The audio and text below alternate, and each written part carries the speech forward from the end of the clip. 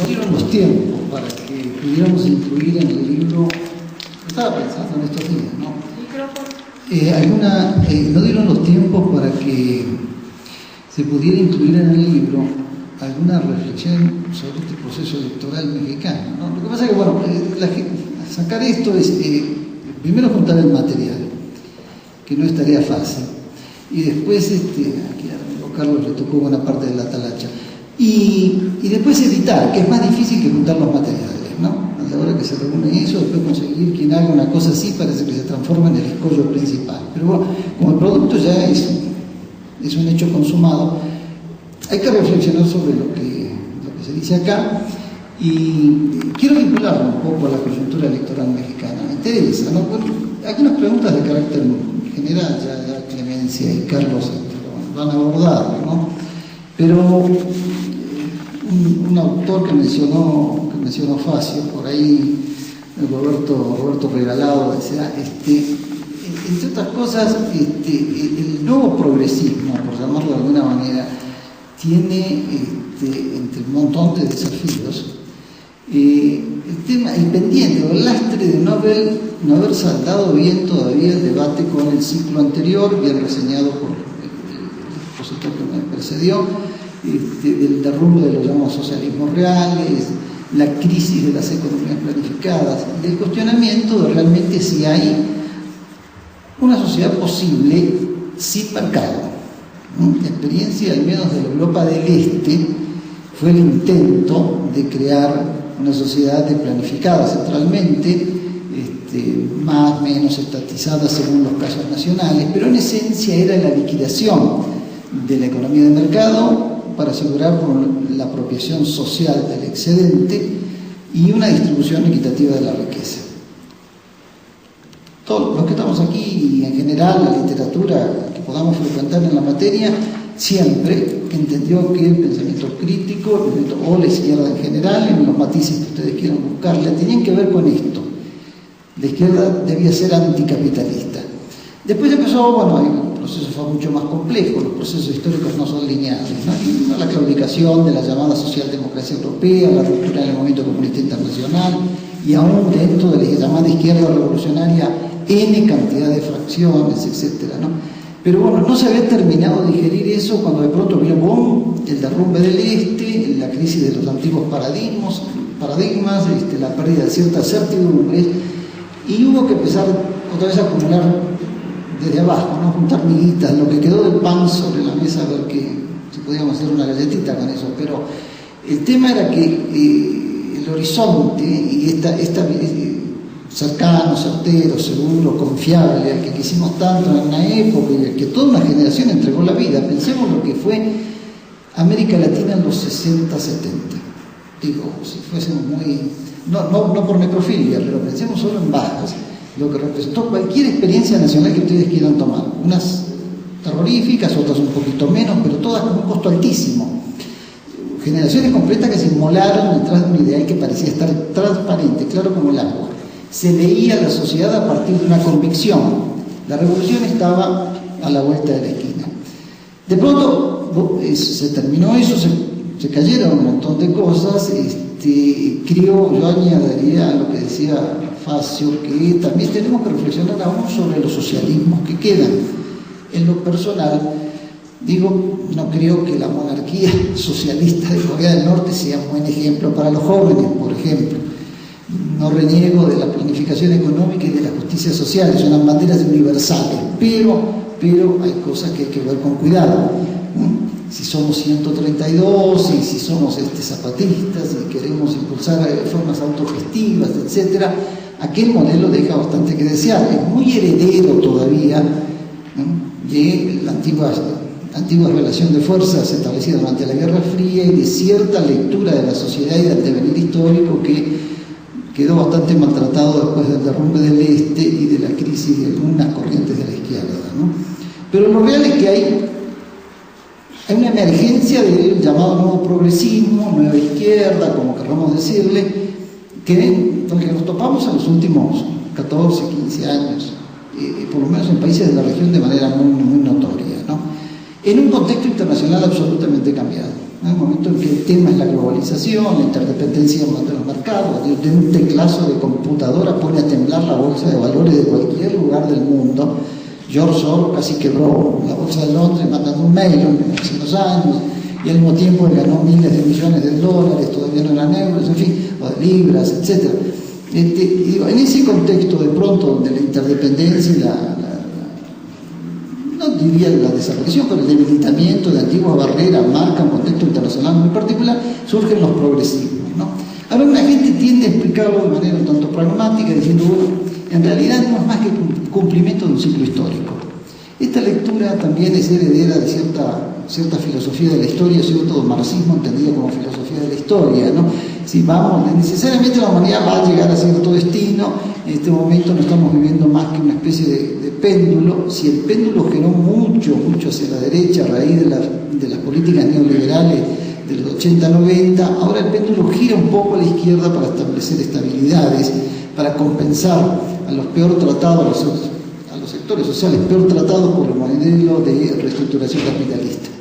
Un poco de esto hay. El progresismo, el nuevo progresismo en América Latina, resultado evidente, lo dice Roberto Regalado, es resultado de un proceso de acumulación de fuerzas contra el pensamiento conservador, contra la injusticia, por los derechos humanos. Veníamos, en el caso latinoamericano en particular, con un saldo terrible de víctimas de la época de las dictaduras, de nuevos actores sociales. Es evidente que hay una fractura importante, una mayor segmentación en el mundo del trabajo, en parte por la reestructuración del modelo capitalista o del sistema capitalista a escala planetaria, y también en buena medida por la introducción de nuevas tecnologías, el teletrabajo, el trabajo domiciliario, el outsourcing, todas las formas de descentralización de los antiguos centros de trabajo fragmentan al mundo obrero tal como lo conocemos.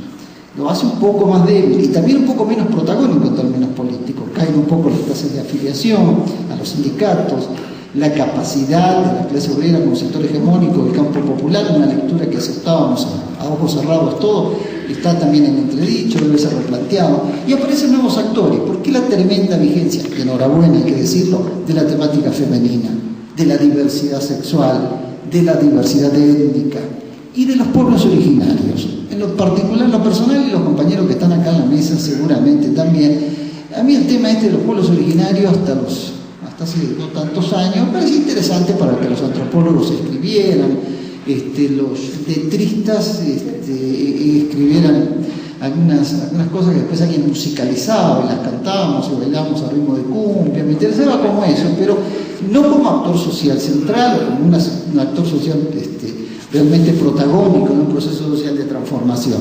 No lo veíamos así. Y de pronto, esto adquiere centralidad. No es maquiavelismo, no hay nadie que esté detrás de esto moviendo hilos, qué sé yo. El tema del zapatismo, con todo el debate que rodea el tema del EZ, la cuestión de los municipios autónomos, los caracoles, qué sé yo, son realidades que de pronto actualizaron un tema, pero también para quienes en su momento por ahí no hicimos una lectura adecuada del asunto, y de los mapuches en el sur, en la Patagonia chilena y argentina, por ejemplo, alguna vez hasta en términos turísticos no los tuvo muy cerca, pero nunca los ponderó como actor social. Y ahora resulta que hay que darle una respuesta. La propia presidente Bachelet, tal vez de los llamados presidentes de la concertación post-Pinochet, la más decente, hicieron ver figurillas, ¿no? Y están agarrados, como corresponde, están agarrados en bronca con el presidente Piñera, un neopinochetista, dicho sea de paso, un empresario que se hizo rico durante el régimen de la dictadura, ¿no?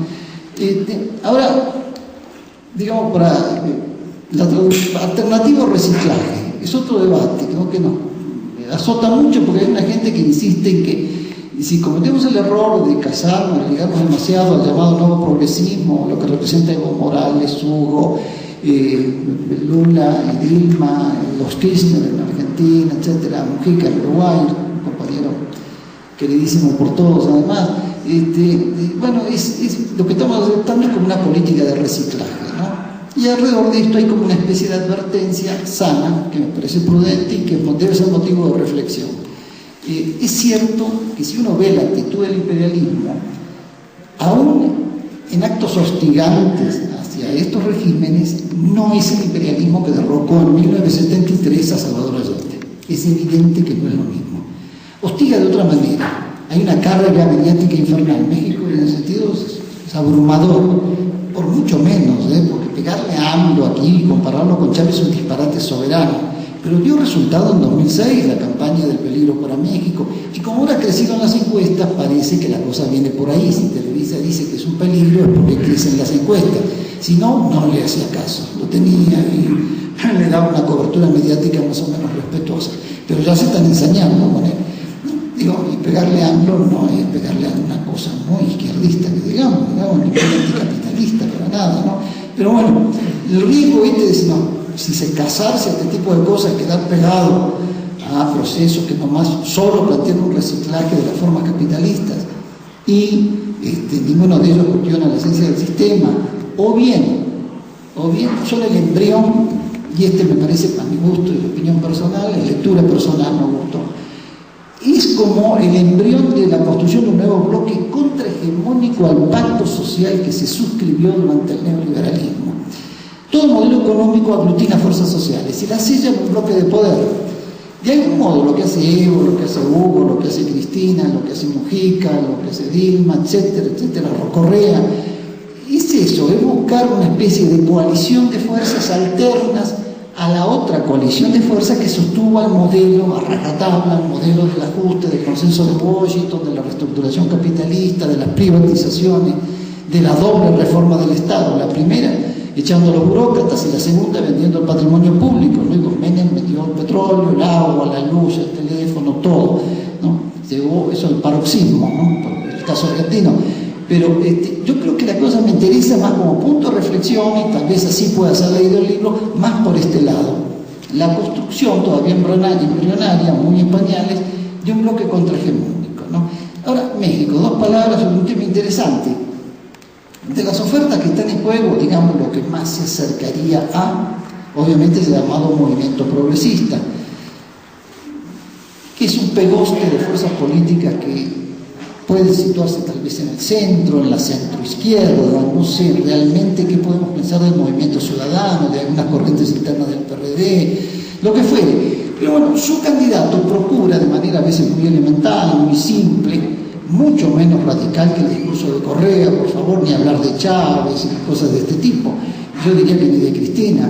De manera muy tenue, cada vez dicen menos cosas, Andrés, porque en realidad se está cuidando tanto de no perder al electorado y sobre todo al 30% de indecisos, que cada vez es más medido en sus cosas. Pero fíjense que aún así el trato que recibe de parte de los poderes fácticos, empezando por los medios, y sigan ustedes por todos los que quieran, porque no todos los poderes fácticos tienen que ver con cuestiones mediáticas, y de la inteligencia conservadora, desde ensayistas metidos mal, ensayistas y malos periodistas como Krause, prometido historiador, tiene empresa editorial, él no tiene problema para sacar esto, ellos crean sus propias editoriales, Clio, el otro grupo tuvo Callarena, en fin, ellos tienen esa suerte, digamos, pelean menos con los temas de edición de libros, ¿no?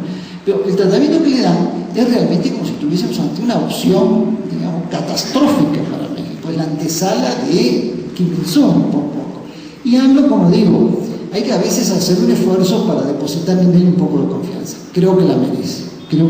Es un luchador social sin duda. Y creo que ha sido capaz de construir con Morena, con todos los defectos que tiene, una izquierda social. Lo que me parece que no existe todavía, y es tarea para todos, la construcción de una izquierda política en México, acorde a los tiempos, porque he debatido con alguna gente de Rebelión sobre el tema de la candidatura de AMLO. Pero como me corren siempre por izquierda y me dicen que como Mando no es marxista, leninista, no se lo puedo votar. Díganme ustedes si una candidatura realmente socialista en México tiene algún futuro en términos electorales, porque vamos a ponernos de acuerdo, si uno decide participar en un proceso electoral, hay que aceptar reglas del juego. Si no, hay que agarrar el rifle y al monte. Ese es otro tema, otro debate, ya lo discutimos mucho en los 60, 70. Pero ingresar en un proceso electoral es aceptar reglas del juego. Un lenguaje más radical quedaría en 5 puntos porcentual del electorado, digamos, que por sí hay miedo por algo que realmente es sumamente moderado, se imagina una opción más por izquierda. Creo que es lo que existe. una izquierda social que se expresa también en el zapatismo, que no participa en procesos electorales, en organizaciones urbanos populares, en organizaciones campesinas, en un sector del magisterio, etc. No veo todavía el embrión de la izquierda política en México. Es cuestión de que sobre esto hay que reflexionar en otro libro si conseguimos un sponsor, alguien que nos permita editar de manera más rápida, ¿no?